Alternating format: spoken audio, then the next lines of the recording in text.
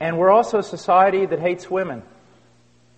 Now you say, yeah, those male chauvinists, they hate women. No, women hate women. The people who hate women more than anybody else on this planet are feminists. They hate women. They want women to be men. They don't want them to be women. And any woman who says, I believe that it is my desire to be in my home, to raise godly children, to support my husband in the endeavors that he has to go through in order to provide for our family, any woman who does that is considered a failure in our society. She's looked down upon, and I know that from personal experience. I know the things that my wife has suffered, the things that people have said, because, they say, why don't you help your husband? And she says, well, I do. No, why don't you get a job? I mean, as a minister, he doesn't make that much money. You could provide other things. What? All right, let's go to chapter 1, verse 27. God created man in His own image. In the image of God, He created him, male and female. He created them. So we see here that both man and woman were created in the image of God. And both of them have an equal standing before God. The roles that they play in the marriage has nothing to do with a lack of equality. When we will get to the point where it says that a man is head of his home and a wife is to live in submission to her husband, it does not mean that the wife is less than her husband. It does not mean that. If you think it does, then guess what? You've just destroyed the Trinity. Because did not the Son submit to His Father?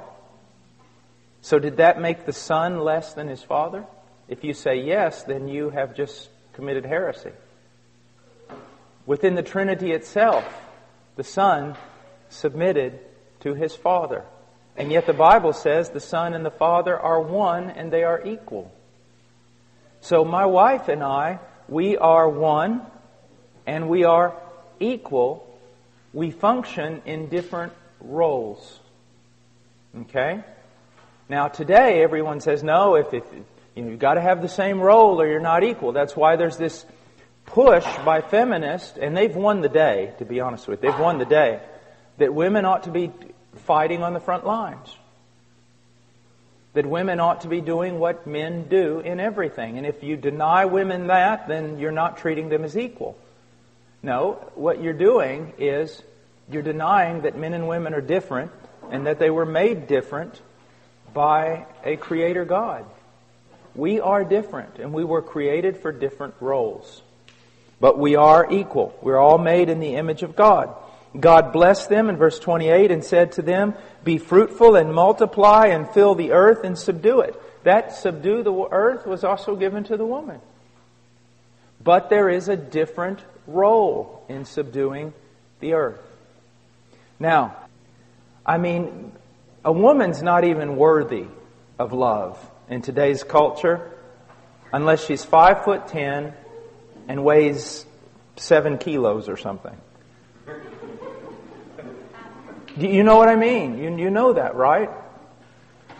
We say she's not even worthy of this kind of stuff. That's only for very special women. And that's the kind of, your women, your wives constantly are looking at women in magazines who aren't even real. And they're going, I don't look like this. You know Cindy Crawford, the famous supermodel? She said something one time that was really wise and true. They were interviewing her and she said, what you need to understand is Cindy Crawford doesn't look like Cindy Crawford. And they said, what do you mean? She goes, do you really think my legs are that long? They can do great things with a computer.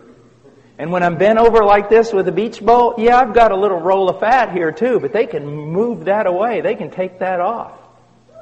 And so what happens is just normal women are being compared, and they compare themselves to these pictures that aren't even real. Not even the supermodel looks like that. And they walk around going, how could my husband love me? And then, if they walk in the living room and the husband is watching a television show, where the women do look like that, don't think, man, that doesn't impact your wife negatively. That it doesn't make her think again, am I even loved? But now he goes to 9, he says, likewise, I want women to adorn themselves with proper clothing, modestly and discreetly, not with braided hair and gold or pearls or costly garments. Whoa. That tells me that there is clothing that's improper for a Christian woman. All right? I mean, that's just logic. There is clothing that is improper for a Christian woman.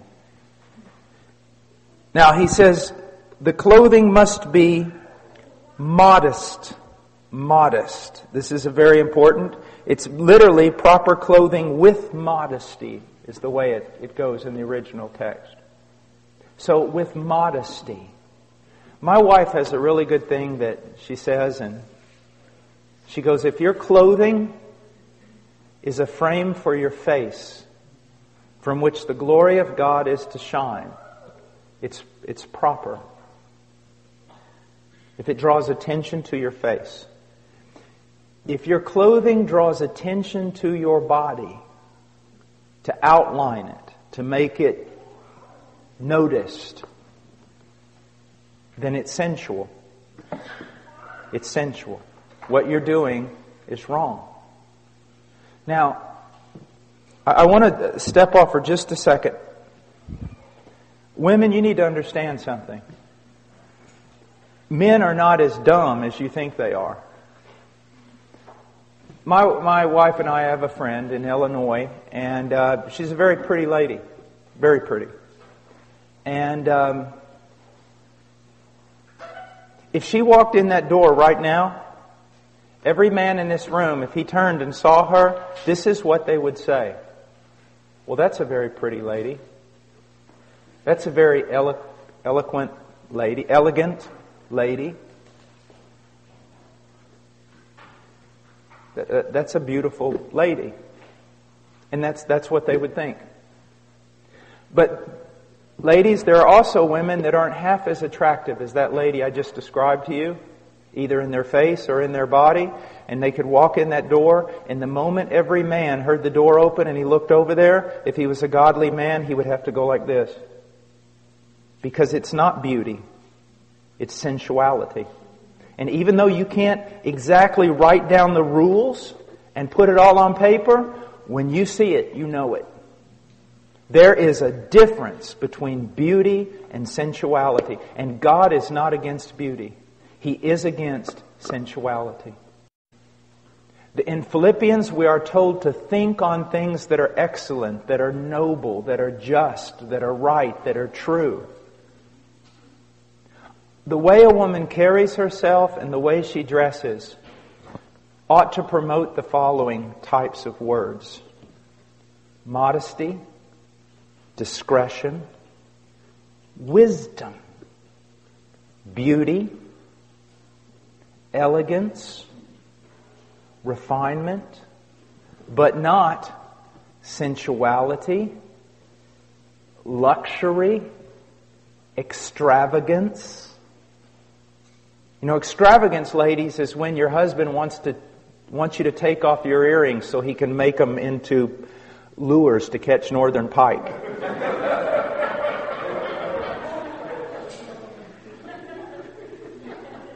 Now, ladies, this is, I've been giving your husbands a lot of tasks. Let me give you one.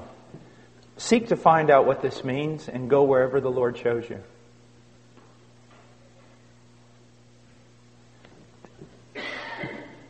There is nothing more attractive than a woman who has this look of wisdom and discretion and nobility and simplicity.